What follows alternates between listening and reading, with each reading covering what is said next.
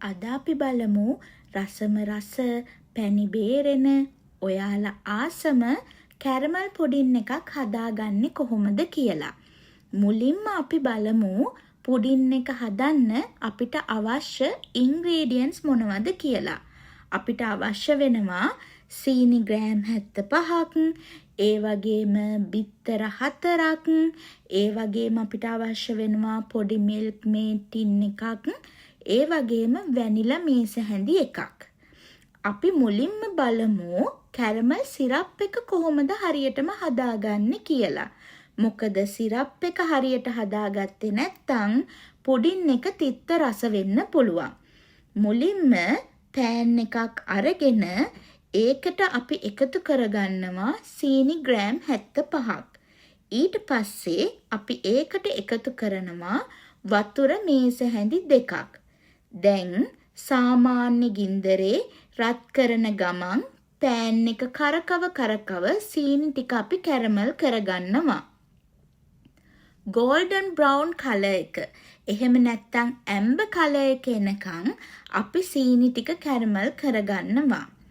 සීනි ටික කැරමල් වුණාට පස්සේ අපි බෝල් එකකට දාලා කැරමල් සිරප් ටික නිවෙන්න තියනවා.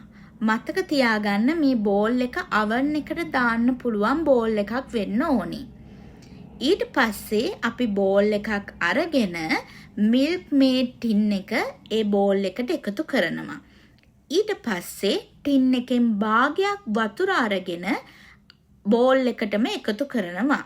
දැන් මේ ටික හොඳින් අපි මිශ්‍ර කරගන්න ඕනේ.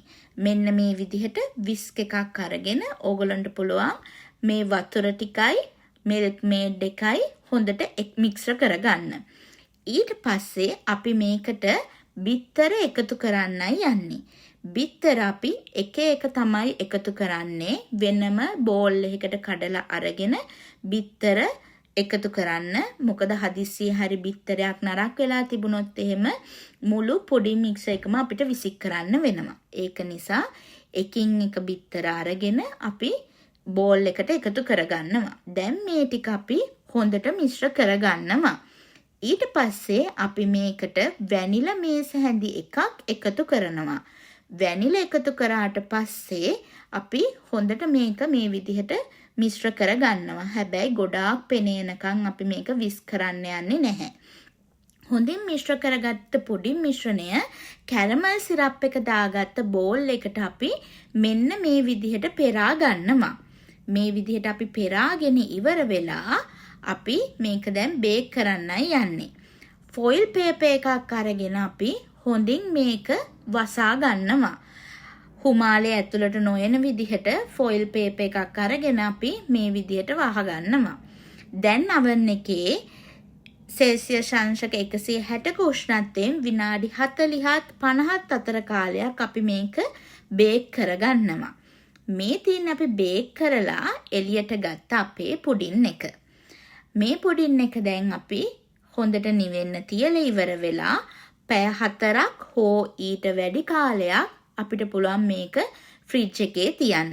මේ තියෙන්නේ පැය 6කට පස්සේ අපේ පුඩින් එක. බලන්න ඒකේ තියෙන ලස්සන පැණි බේරෙන රසම රස කැරමල් පුඩින් එකක්. දැන් ඔයාලත් දන්නවා කොහොමද රසට කැරමල් පුඩින් එකක් හදන්නේ කියලා.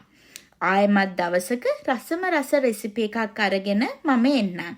එතකන් හැමෝටම සුබ දවසක්.